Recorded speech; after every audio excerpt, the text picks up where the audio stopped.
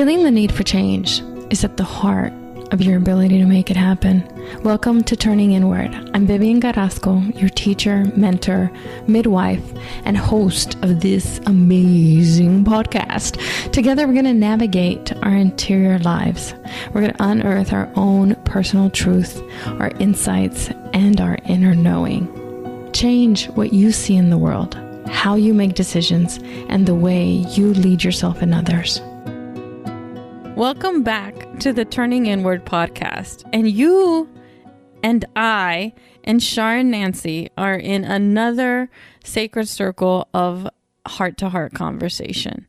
So we're happy to all be together. I was restraining myself in my excitement, but then I thought I shouldn't do that. I just let myself be excited. So we actually riffed a little bit. In Char's language, it's called spitballing it.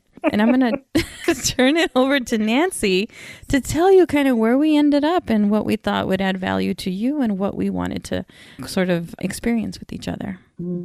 Yeah, spitballing. I always feel like I need a cool leather jacket and like, I don't know, like something about it is just like, you know, shooting from the hip, which is what we were doing. And the sort of the conversation we were having before we started recording and just sort of getting caught up because we hadn't spoken to one another for a while was sort of talking about some of the challenges or ways that we shift our patterns of behavior or how we're being, like when we're in relationships with people. That particularly we were talking about like longer term relationships, but I think it can go really for any relationship. How do you navigate change together when you know someone really well?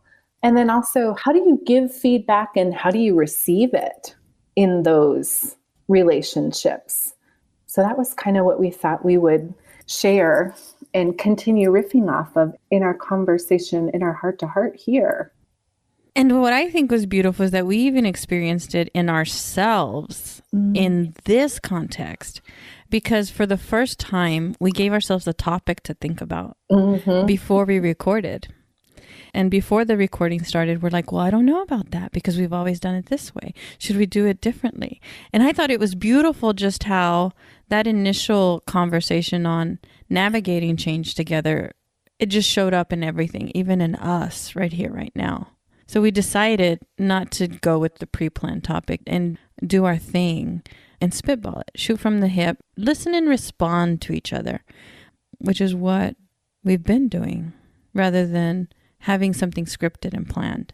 And I actually think it's a practice for life. If we go into a conversation with a script, complete script that we're going to stick to, or an expectation of what someone's going to say, I don't think it allows enough space for us to really listen to what's being said and respond from where we are in that moment. But I know that other people live a different way, so no judgment. So you, Nancy, I think folks are going to they're going to have an expectation now. They're like, how do you navigate change together in a long-term relationship? What a topic! Like, I would pay for that. Yeah. Maybe we should have prepared. But I think even that is a moment to moment thing or a life phase to life phase thing. And I think who we are in any given moment can change. And so, I was kind of sharing a story about a friend, and we were talking about how we related to having expectations differently. And one of the things I was noticing about that for myself is how sometimes I don't even realize I have an expectation of like how my friend or my parents or my partner or even my dog are going to behave until they don't do the thing I think they're supposed to do, you know, or I think they should do. And then there's times when I think I was telling you how my partner will say to me, oh yeah, remember when you said, you know, you didn't want to do X, Y, Z. And I'll be flabbergasted because I'll say like, yeah, well, that was 10 years ago. And, you know, sort of realizing that the same is true on the other side of the coin, that sometimes Keith will say, oh, you know, we can't do this because you don't like it. And I think like, what? Like that was me 10 years ago. So it has been something really present in my mind lately. It feels like he's holding me to this, version of myself that I've outgrown or changed and like doesn't want to see that. Yeah.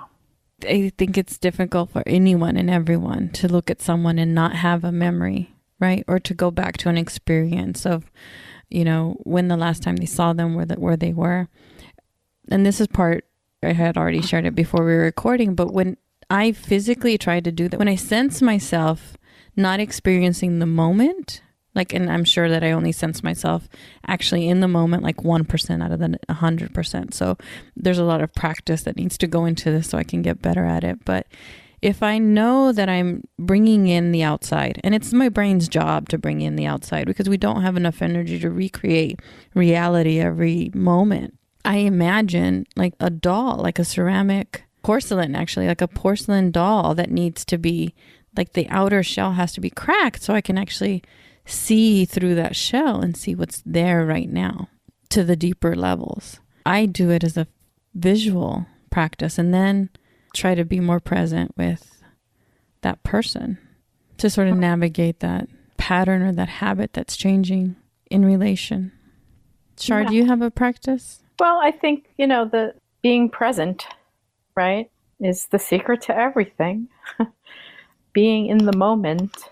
I think for me, the signal that happens within my own experience that lets me know that I'm not open and curious with someone I'm in relationship with is when my mind is telling me stuff like the whole time they're talking or that I'm with them, and that, is definitely a form of resentment.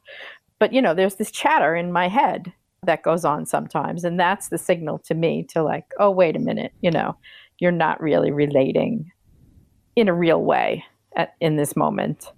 And so basically I'll notice that and try to shift, by being mindful.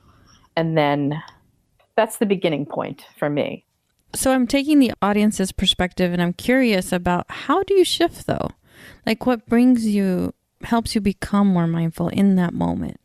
Simple stuff, right? So when I have that moment of noticing, then I might shift my body. I might lean forward. I might notice my breath. I might take a deep breath.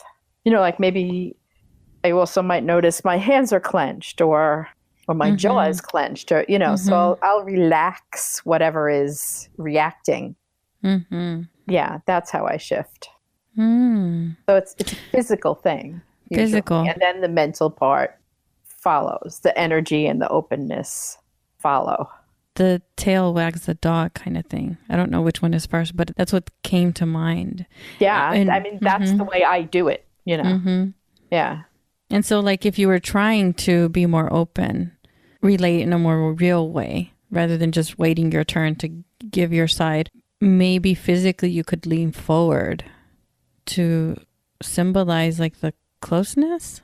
Trying to apply it. What do I want to say? It starts with an underlying intention in life to be this way.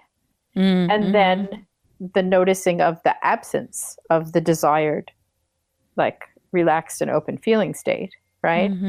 And then in that absence, there are reactions.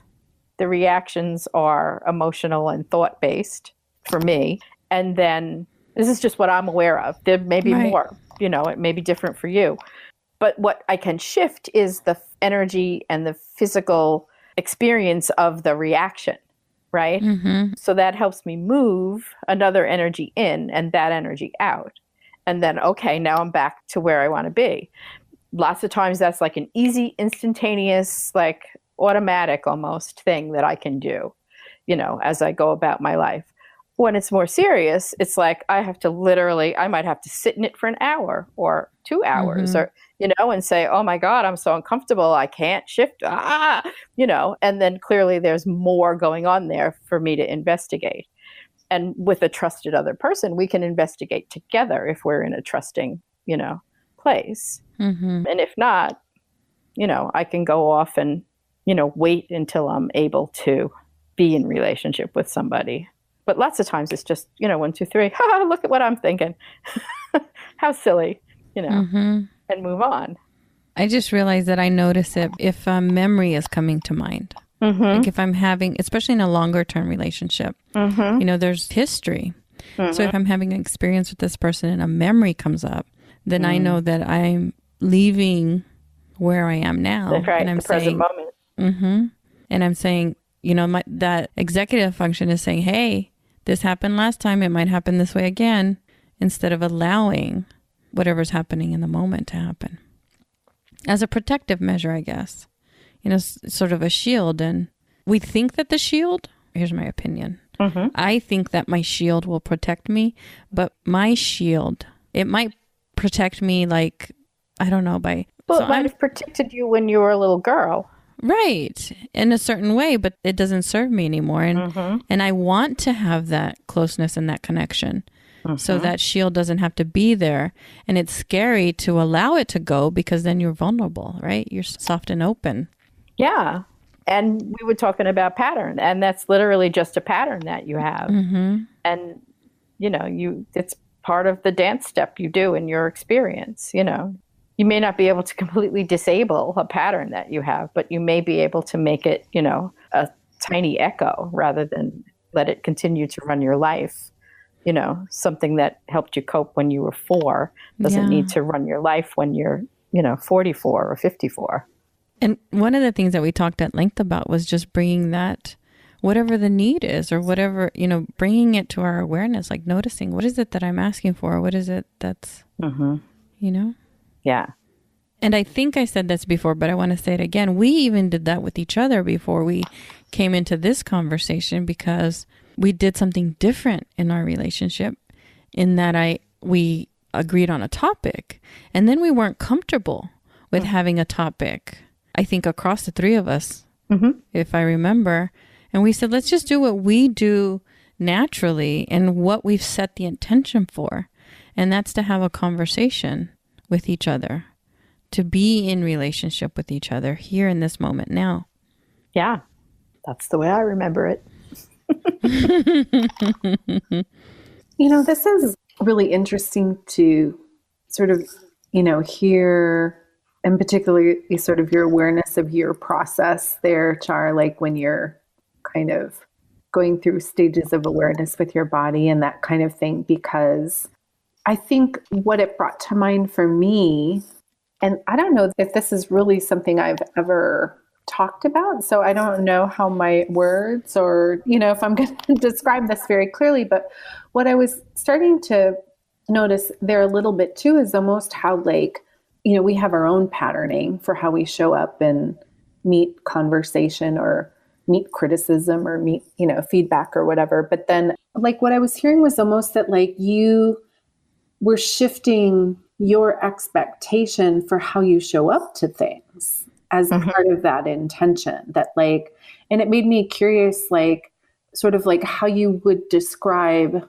your intention. Is it something like receptivity, or because something else Vivian said about sort of that being open and vulnerable and when we're present sort of clicked something in me too, where I thought oh yeah, and that's where you get attacked, like that. So how do you kind of maintain an intention to show up and be soft and open and vulnerable or receptive, or, those are my words, but maintain a sense of self and boundaries? And because I think a habit of mine is to sort of collapse into thinking oh, I've done something wrong, or oh, I need to change, or oh, I need, not all the time, but sort of that the problem is me. And there's an aspect of that is true as well, that we're the only person we can control, So I don't know, I just kind of said a little mishmash of things there, but. Well, the way I want to respond to what you just said is, number one, the underlying intention is to be me. And I think most recently also the intention is to take up as much space as I need to, right? Not make myself smaller or different to fit in, a topic we've talked about before. And also to be, loving and integrity while I'm doing that.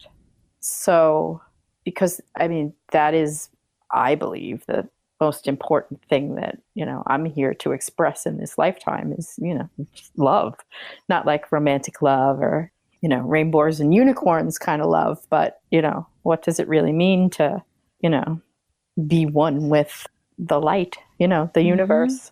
And so that I'm very important, but no more important than you. And you're very important, but no more important than me and the trees and the, the birds and the et cetera, et cetera. Oh, I used to have a mantra that was very helpful years ago when I was doing a lot of compare and despair.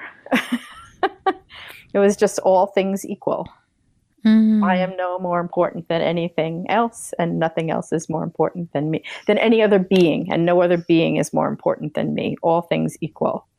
And that was something that I just sort of attuned to for a little while in my journey to have, freedom and equanimity for myself, while respecting those around me, because that's part of my freedom and equanimity, is to be kind and loving. Not to have the shield. Yeah. But I love that you expressed the underlying intention as being me. Mm-hmm. When I rewinded what I said out loud, I recognized my underlying intention as a deeper connection. And then I could see how that correlates directly to my core values. But if it's not being received that way, as I'm trying to deepen this relationship, I'm trying to maintain the connection, then, but having the intention conscious, knowing that it is a belief, a value that I hold as a human right now, helps me to be more me, like interrelated. Yes, and being you is a deeper relationship with everyone around you. If you're not bringing the real you to a relationship, that is not as deep a relationship as the one where the real you shows up and allows the other person to be the real them. To me, that's how it works. Yes. Okay. And I experienced that, that in raising my children and learned that from that, and then could apply it to other relationships in my life. So that was my school, because even now, they're adults and I want them to be more them, whether that means that they're geographically away from me or not. If it's them, then nothing but that can make me happy. And I would think, and David and I have had these conversations with each other, and I'll share it here. If we get to a point where we would be better, we believe, and obviously we have a 30-year relationship, so it's going to get to you're going to have to get there somehow, right? But if we would want that for each other, right? What do you mean? If we made a decision that we were not allowing each other to be our full selves, to grow to our own potential, like we couldn't support each other in each other's needs and wants and dreams and beliefs, like something happened and we completely misaligned all, for some reason, we would, because there's so much love there. Like, I love you so much that I would let you go for you to be happy. Yeah. I told him I'd haunt him in his dreams, but I'm just kidding. He'll never be rid of me. I didn't tell him that, but I just thought it. I'm sorry.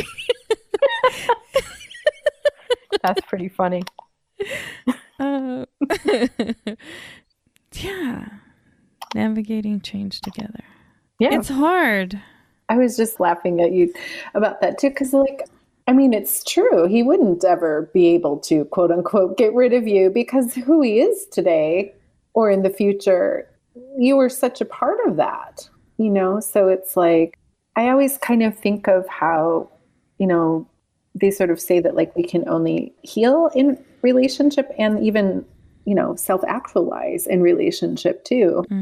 And yeah, that just some of those relationships may have a time span or whatever, but I think that always that little bit of fear there that if I turn this corner, that really is going to be the straw that breaks the camel's back, that, well, maybe these other changes were acceptable or, but if I'll share a personal example. So one of the things I've been thinking about lately is I've been in a course to kind of reconnect and rediscover my soul's calling. Because as I sort of continue in my own personal process, I realized that there is a lot of kind of creative expression that really got dumped along the roadside from like a really early age for me, that has a lot to do with like being loud, being messy, being entertaining, you know, kind of, as you were saying, Char, like taking up space as myself and acknowledging that like sometimes that space and the volume of it might be kind of high for people. It might be a bit much. But realizing that like, you know, I've really dampened that down and wanting to investigate sort of like, well, what would it be like to dance or sing or, you know, do some of that stuff in a way that it doesn't have to be professional or whatever, like almost in a way like a kid would, like just what would it be like to let myself just sing at the top of my lungs to my favorite song in our home with, you know, my partner there. Like, could I do that? Like, I don't think I can. Like, there's a part of me that's too afraid to do that.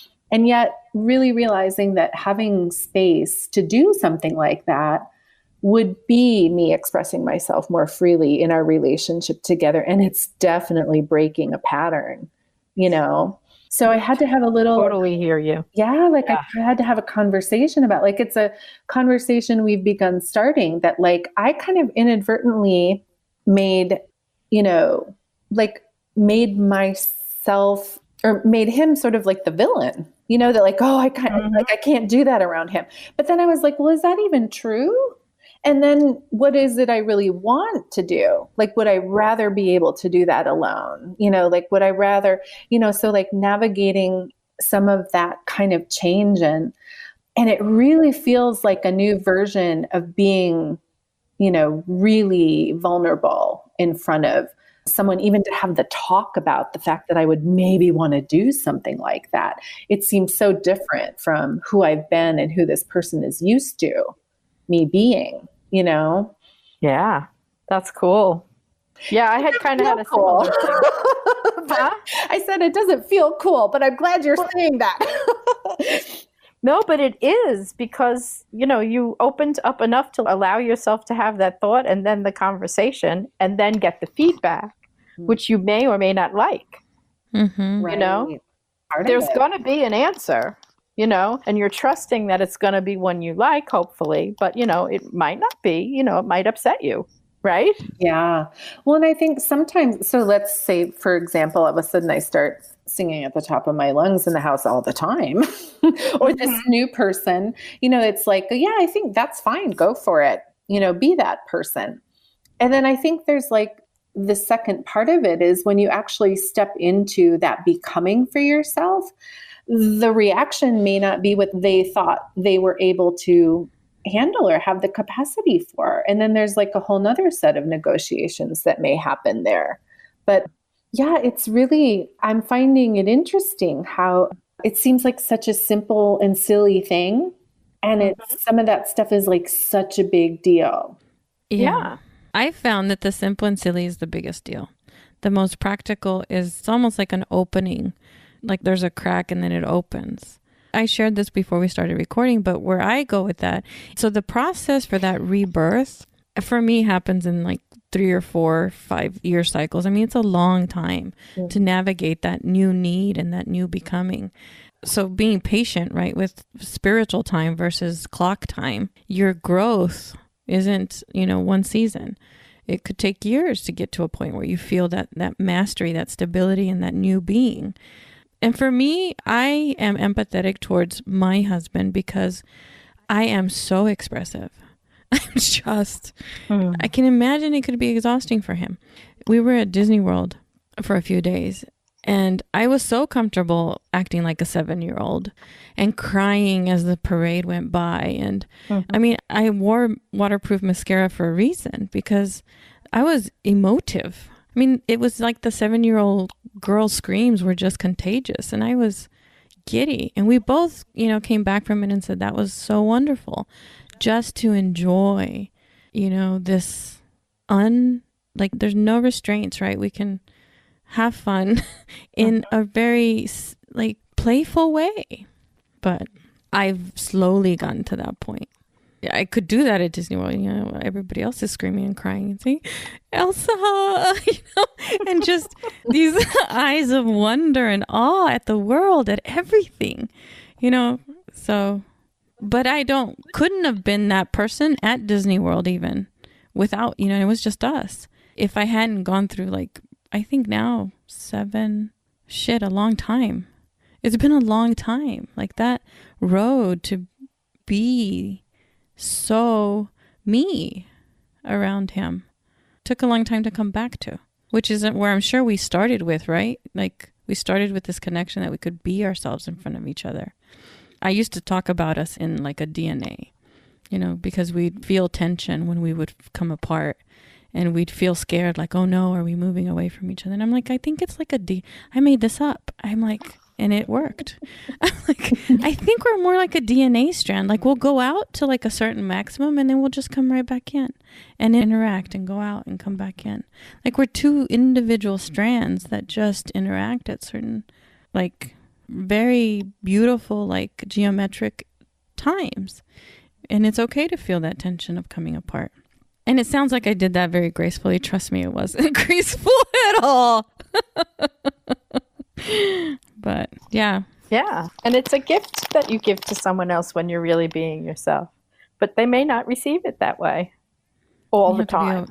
Because of whatever their needs or thoughts or fears are. In that moment. Yeah. And, you know, and then there's, you know, because an example from my life recently is I was talking, it was less a fun thing and more a purposeful thing, you know, about maybe wanting to do more coaching and readings and, you know, really devote, you know, 20 hours of my week to actually working at it.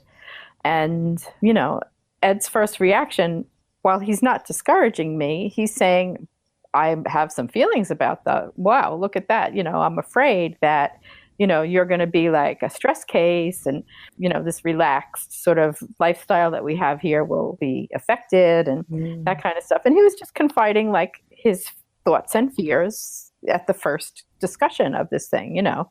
And it's like, and I had to stop myself from being reactive to that and just say, okay, he's saying the words, these are my fears, right? It's like, just listen to his fears. Don't defend it. Right? You know, at least give him a minute before saying, no, that won't happen. No, you know, the whole thing. It's like, you know, and I'm watching myself. Okay. You know, be cool, Charlene, be cool. Because it took you a lot to express that, right? To express that as a need and a want. Yes. And then, okay. And then he has his own. Well, yeah, you know, of course. And they're just emotions that are coming up at hearing this information. Okay, you know, we can handle that. So, I don't know, it's cool. Well, and what I heard the term I heard you use was work. And this is just a hunch, you know, this is just. Right, it's a loaded word, right? Yeah, absolutely. But for the audience, could you, and understand what the word work is, but all of us might not have the same understanding or context around what a reading is. Oh, so basically it's just a session in which I tune in intuitively to the client's energy. And then we might look at certain aspects of their energy or questions. Very often it's questions that they have about their lives, things that they're puzzling out or having difficulty with. And we just look at sort of the energy patterns of that. I look and I explain, and then we have a conversation about it. And I'm also considering combining that with coaching, and I'm not exactly sure how yet. That's what I've been working on lately. And so when I do these readings, it's not just the time that I take with the person. There's a certain amount of preparation. I need quiet. You know, I need to center and meditate beforehand. You know, I don't need a lot of time afterwards, but I do like to take notes and stuff. So, you know, it affects my husband here in the house because he has to stay out of my way. He has to stay quiet. And he's a musician, so he makes lots of drumming noises all day long. So, you know, we have to coordinate our schedules. And of course, I'm not available. Does that answer the question? Yes. Energetic attunement or tuning into. Reading. Yeah. Reading. Observing. Yeah. And reflecting back. Energetic patterns. So it's just like you can get a sort of a deeper understanding or a different like a reframing of what you, like if I get a reading, I feel like the way that the intuitive person is describing what they see is just such a different perspective than the one that I'm aware of when I ask the question. And then as my awareness attunes to where their awareness is, I have insight and openings, and just like there's a shift that happens from that act of focusing in a new way on something. Mm-hmm. That's really the value in it. And it's hard to get that kind of a shift in a short time by just talking about something and thinking about it. That was amazing, because that's exactly the experience that I've had in readings. And what the word that came up for me was, it was almost a shortcut, like a magnifying glass and a shortcut at the same time, like opening up to the bigger picture and then getting to the heart of it faster. Because at the point that I'm asking for a reading or that I'm engaging at that level, it's because there's a level of confusion. There's a cloud around this question or this experience. And it just brings you, for me, it homes me back in. And that's a great way to describe it. It's interesting because I reflect a lot. I look back a lot over the years. And there's one concept in particular, because I've been reviewing. When I'm not writing going forward, I'm looking backward, like thinking that's productive, right? It's like a distraction. And I've noticed that there's one concept in particular. I'm like, oh, this is productive. Let me just read something I already wrote. There's this concept that comes up, but I wasn't aware that it was there, 3 years ago or 4 years ago. And it's like, oh, and look at how much it's evolved and where I am at the awareness of it. So instead of taking 3 or 4 years, it's like, boom. Then you just have to remember it. That's the thing for me. Yeah, well, hopefully it gets shown and told to you a bunch of times, a bunch of different ways. It does. It always does. Yeah, and for me, seeking out a reading is, one of those ways to sort of get another, get more input, have more conversation about it, but in a different way, right? Mm-hmm. Well, and going back to something you said, and I actually wrote down and circled it a couple times, people are the point. Like the self-talk that I can give myself, and even if I'm jumping up a notch and doing a journal, and then I'm jumping up a notch and recording and listening to myself, there's really that's a very light level of friction. It's a very like feather touch of a relation. Yes. Do you know what I mean? It's not until you engage with another human being that you get, I don't know why I'm doing this, but I'm like rubbing my hands together, at the palms. Well, Esther Hicks would call it contrast, right? Oh, you get interesting. As you're navigating, what does she call it? The vortex, you're not in the vortex, you're not aligned because you're getting contrast. The contrast is showing you where you need to correct course, where you need to, open up to the possibilities. I think that's what you're talking about, right? Well, that contrast, yes, is exactly what shows me. Like it's, and it's with other people.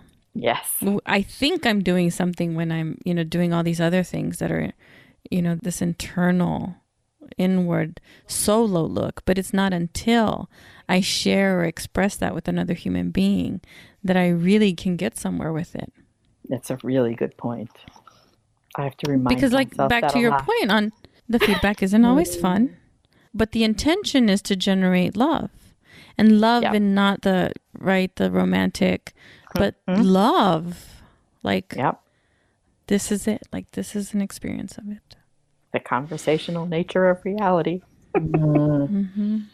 I just need to say that I'm happy you're offering readings and adding that into your coaching chart. Because as someone who's been a recipient of an intuitive reading from you and with you, I think that what I find like so useful about that particular way of receiving someone's input and feedback is that, it's like having somebody help you see yourself more clearly.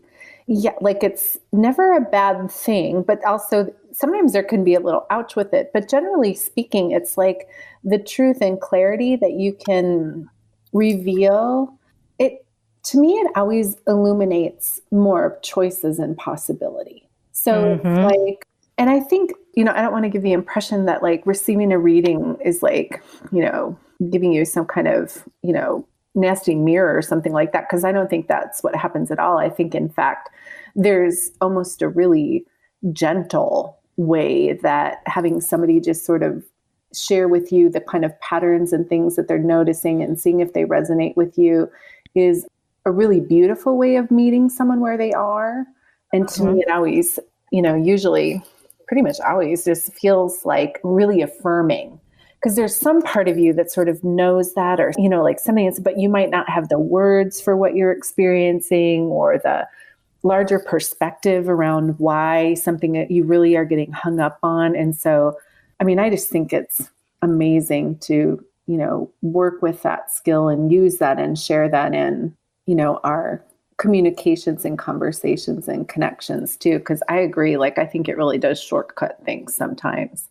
And there was another point to why I was saying that, but I forgot. So anyway, I think, what I was hearing you say, and also what I think it's, when we talk a lot about sort of bringing our presence to conversation and how all of that, I think, is just like learning and understanding how like there's so many ways we listen to people and receive information and, being able to be open to all the ways that, us as beings communicate and hear one another with the intention to be supporting one another in our own paths and our own, journeys on actualization. And I think when it comes to receiving feedback about that, I think that's an area where like I keep finding myself wanting and needing to practice hearing that,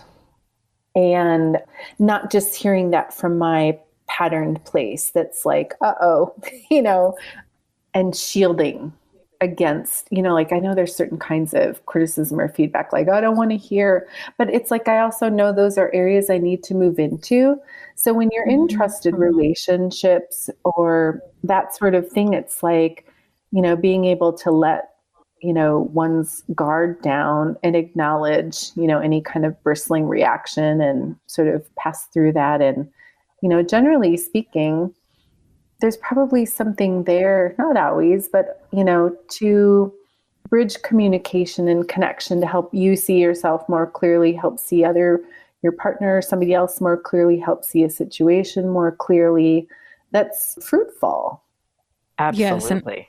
Yes, you just touched on something that in my mind or somewhere, I see things in pictures, guys. So I saw a seesaw, and the higher the trust, the less friction there is to us receiving feedback, whether it's, if it's not something that's fun. So I saw that seesaw, and the lower the trust, the harder it is to go into that feedback, receiving the feedback mode. So that trust was something that was just, I just wanted to express that when you were saying that, Nancy, that trusting relationship is so critical. The higher the trust, the more you can receive the feedback. So if this is an awareness that I'm actually just receiving right now, if I'm not receiving feedback from someone, if it feels difficult, then what I'm recognizing in this moment is that there's less trust there. Because even when I receive difficult feedback from my husband, it's difficult, but it's not painful. I don't know how to explain that. I'm just processing that in this moment. But I just wanted to key in on what you said. The trust is so critical. But how do we develop trust? Beautiful point. Well, because through time and action. So you can't, I think instant trust is fool's gold. Yeah.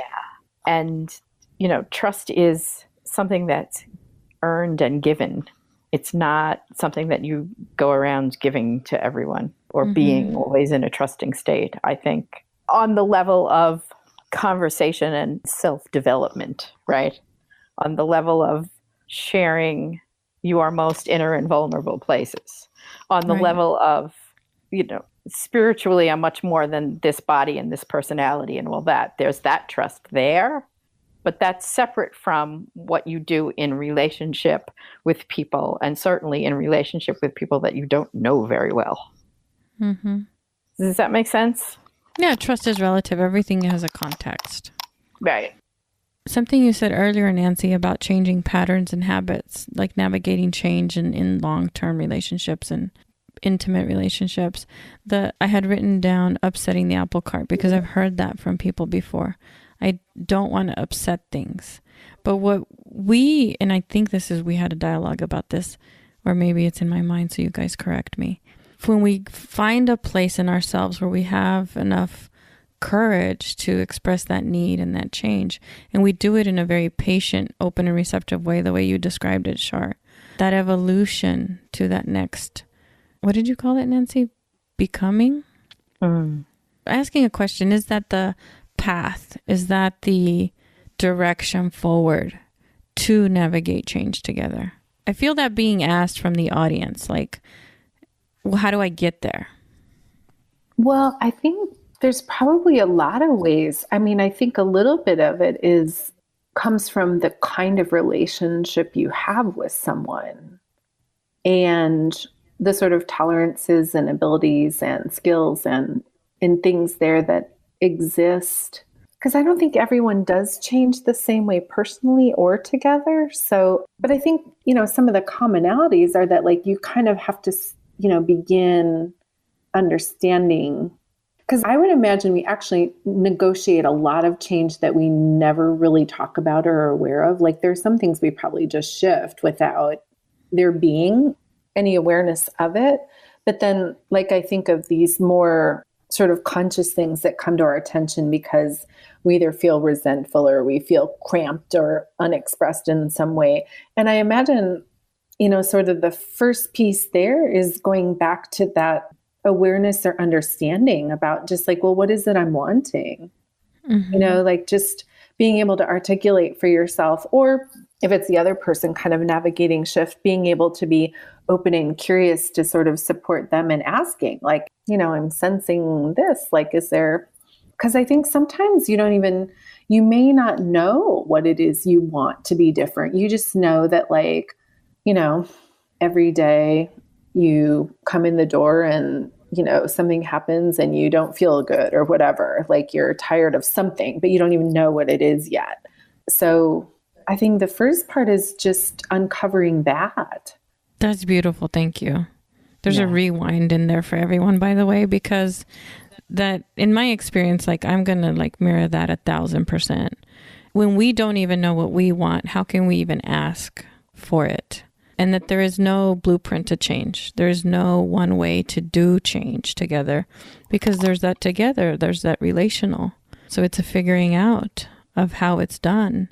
And there's probably a little difference too, maybe even between like how you might navigate a practical change.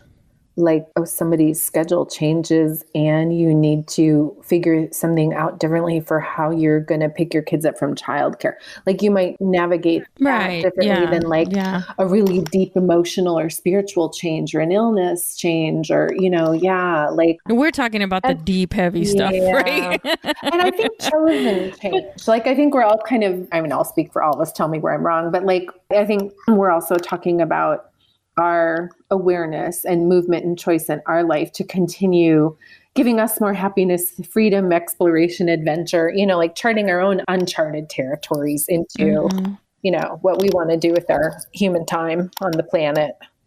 Mm-hmm. Yeah. Mm-hmm. I think change equals anything different, right? For all the millions of different reasons there could be why we either are having different forced upon us or we're asking for different. Mm-hmm. Right. And then what comes with that always is fear. And because if you're aware that you're shifting anything, you know that you don't know what it will be like on the other side. And so then there's that fear of uncertainty and risk. And so making friends with uncertainty and answering the invitation to allow things to be different, in tiny ways and in large ways, as often as possible, sort of like is the attitude that allows you to sort of navigate and invite it to me. Like those, I think, are the underlying like blocks to all of it.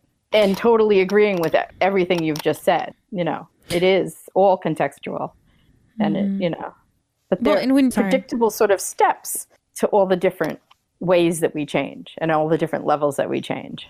Does Ooh, that make sense? Say more. What are the predictable steps? There's the arising of anything. So you're going along and things are the same, and you choose or have forced upon you difference, right? There's the change. Okay. So then the quick first reaction is, uh-oh, we're in the unknown. We're in the uncertain. This is not a safe place. I'm afraid. Oh, okay. That's what happens when I change. Oh, okay. So now what do I want? What will make me feel safe? You know, what's my next step? Do I need to now create a sense of safety before I can make another change? Or, hey, let's keep going. You know, I can handle it. But the awareness that when that fear comes up, it doesn't mean stop unless you decide it means stop. Because it's part of the process. It always comes. And then we all have our patterns and how it comes and how we react and what we do. And, you know, and it's different in different situations. To Nancy's point, you know, if it's a practical change, our coping skills and our patterns may be, you know, to talk and think about it a lot. And when it's a very deep spiritual change, our coping skill may be to, you know, take it inside and don't talk to anybody about it and try to do it ourselves or whatever. You know, it's all just a big dance that goes on. And, you know, if you want to invite change, it's really super simple. You have to just do anything different. It doesn't even matter if it's the right thing. Just do something different and then tolerate fear for a minute. And if it's more than a minute and, you know, then heal whatever needs to be healed. Do something different. You know, say hello to the fear. Decide what you want to do next and on and repeat, rinse, repeat, rinse, repeat. That's the way you do it. There's no other way to do it. Yeah. Well, that's beautiful, Sharon. One of the actual homework things that I invite like students to go through is to practice that change, that do something different is something that I actually did way back in the day. And it's simple. I mean, I do a lot of silly things. I used to wear opposite color socks.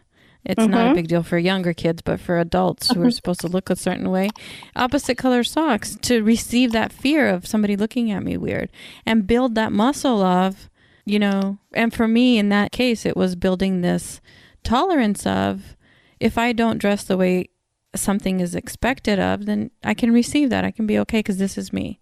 Right. Yeah. At the time, I think I was dealing with, I have a very limited wardrobe. If you look across my wardrobe, it's shades of black. It's just so, and I was coming to my own acceptance. I was coming to my own acceptance of that. And that's how I built this. I was aware of it and it felt very comfortable for me, but I wanted to be more comfortable with what the imagination I had of what nobody cares, right? But my imagination of it. You said, I wrote down blocks because I also, in both my experience and in, you know, my experience through other people, often you said you have to, so you experience that fear. Because of who we are as human beings, we think if we go away from that, it'll be different somewhere else. And it shows up in people's life, like maybe going to a different job, going to a different, you know, relationship, going to a different geographic location, thinking that different will be better before you deal with that internal misalignment that's actually there. Because it's my opinion and my experience that if I don't deal with that misalignment internal to me, that shows up in that next experience. With that next person, totally different person. So I wanted to just mention that about the blocks and the steps that I go through and change with folks is like two is it interlocking when two circles overlapping? That's what it is. When two circles overlap, like the old being, right, is the first circle, the liminal space where that overlapping is happening is that gray, scary walking through that threshold area where I don't even know what this next circle is, right? I have to let go of this old circle. You're not in the new circle. And it's so everything that you guys discussed. And then that being in that second circle until you get to its edge and then it gets to another liminal space. So it's almost like a chain link of becoming through life. It would be how I would describe the process. Very cool. And I loved also, Nancy, how you described, you know, how it feels when it's about to happen, right? You start to feel resentful or cramped or I don't remember. You said one other thing. And I heard not good. I think that's Yeah. Or bored. Yeah, and it kind of seems like we need that sort of discomfort to push us, to risk the different and then the cycle, sometimes going into the liminal space.